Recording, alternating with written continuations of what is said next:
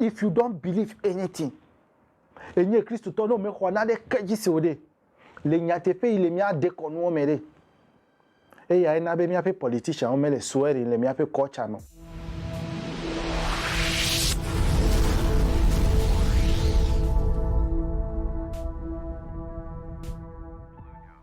Yo, non velo no me do gbena me sia me va gben ke fe ya valaji. Agbenu vide ko ma fia. Vo ape ma yiji. Ma dive ma ko pe dada ko ina nyi subscribers we. Ame yo le video ma me yo le. Nou fom cho video elle vevede.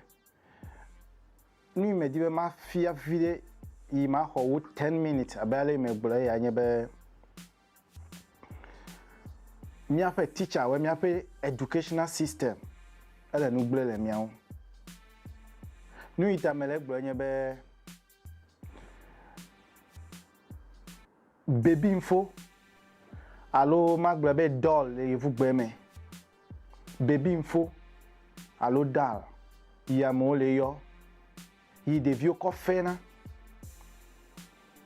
Enye nade au col nous blé les miens vieux. Et à ta me dire ma fo nous vide ma fille nous vide chon. Oko yo vo viwa me ve. Ko va dade fifo la lek ploji. Ale bo bia sebe. Dalwa me ve. Yibo kple hiede e kai George na we. Ndodo yo na e ya nyebe. Yo vo tore e ya George na yo e. Obia me bo che sigbe. Obia be no kata e. Devi fen wo ma. They are trying to check the mentality of these children. Non vient. Mi ame ibo e ya mele gbogbo. Mi evedu kome e ya mele gbogbo. Teacher ma fia o le school home. Minister of for Education ma fia o mele mi ape curriculum me. Baby info. Allo toy. Yovo wo ko vanamide. O we de wa on tofe nono menu. E ya ewebe mi aviode wo lon baby info yo vuto wo ame boto na mega ijide obia o sebe nu kata e obia yo vo vio be nu kata wo lon baby info yo vuto ndodo yo na nyebe e diwo obia me ibobe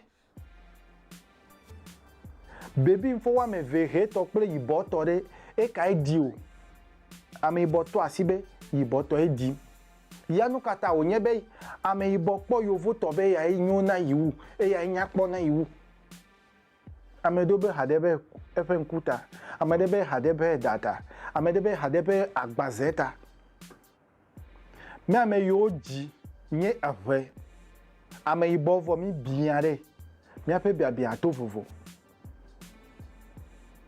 menye ya gbolomi lo ao mi a fait ba bien mi bien de eto vovo non vilo non mi a fait teacher o yo le nu fia le mi a fait educational system a o mede anyo be nu gbugbo yidodo kwime na nye ve teacher le Togo le Benin le Nigeria le Ghana do comme voter regime glomele jebe na gbugbo ide dokuo me na fia na bia dokuo be nuka o kona o ne ko le devio fia le school home enya de kai teacher yo le nu fia de viewe sofo yo le nu fia de viewe me bia se la gbenkepe ava la jibe sofo ka ekpo ma o dola ibo po me wa na manya sofo ka ekpo Yesu Kristo ibo po ao mi ape Yesu Kristo ame bo Yesu Kristo de me ya yovo kova na mi o me ya o de bibla me o yes some content resemble vo menye fete o nya te fere kai mebe mi ape educational system me no glo be ne mi va gbenke fe avala jide mi de mi ape susu mene ko mi ape susu mene vu il y avait vieux temps de vie yo le chichibo wa ta meno monjiva no va kede nyo YouTube wunde wa kpo be yo fu no na de globe de yo vo wo da alo wo baby info yibo pele het o me wo yibo kla che o het ko ya wa wo nku vinele wa da chan ya ko vale miafia yi webe ne kpo ma $1 yibo kla che wo amebo wa to asibe enye devil me de kuku na welo mi ame yibo ya la si to be mi devil vo devil yin ton yi mi be mi ato aside e anye yevu ya te pere kai agbenkepe ya vala jina sele novi mebe mau $1 yibo ple mau $1 hitore e kai Georgina wa mechichi e wo teacher ile yen po le monji e wo duplola e wo efia am mau $1 hito ple yibo tore kai Georgina we e wo duplola no kan le devio fia le do me sofo no kan le devio fia le do me o ma fia ya o le school homo o le mi ape susu trop vi ya o trop susu cho devi meke o nya be vi no kokoko afle na de na devie wa vai fleto na devie me fleto na vi voi gbe do mele na wenye be nye me vai po ame ibo to ele asie me ape ma fla me ibo to na vi nyo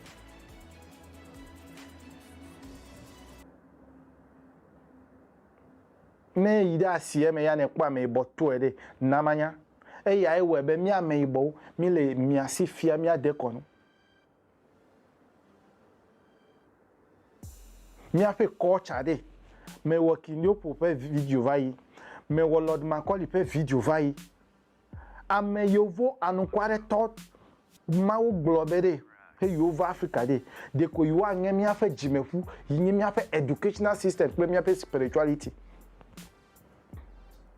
o gbele menami o me po e foya ne wo dadeta be idibe ya di yovo nyonu o me po e foya ne la mitabe ya bien be yovo vona de nya dolele ile nwo yire ma data no ma mo aveduko obere o le mi ape susu me vi e ya ewebe Christianity ple Quran va do alo Bible ple Quran va do Africa le Ghana du comme West Africa Nigeria yo do omere o va tumia de konoe for the political science o me swear now the government does not swear o me swear na le mi ave culture no hadenya tepe ile meta if you don't believe anything enye Christ to no me khona de kajisi ode le nyatepe ile mi ade konu o mere e ya na be mi ape politician o me le swear ile mi ape culture no me nya ode me le gbo na we nyatepe de kai agbenkepe avala jina sele nyatepe ile mi ade konu me nse yimi ko fonu ple ma wo se mi ape gbere yata o me le swear yo yata o deda ya ko sort o ko Bible ple Quran ko vai dare ba me gbe tonu mi to de yovo pe ni o na mi British colony up to now you mean how many times you review me ape law well Ghana nyatepe de kai Rwanda ho water de kwale dole chichina wa vo mi ame ibo Togo e France na mi ya komile Benin e ya komile Ghana me ya komile ya mi le hia me dade no vi lo dagbe ya me biaro mebe ne le edevio le chichigbo enye teacher ne le edevio fia de tasi devio fia be de yo voenye mi aholawe yo voenye jihonami wa wenye mi akplolawe they are the caretakers of our soul mi tasi no ma fa fia devia we e ya yina teacher we begin to decolonization of your brain. You decolonize your brain. E ya mano me de mi gagner bloviel na yovo. This is how little they start.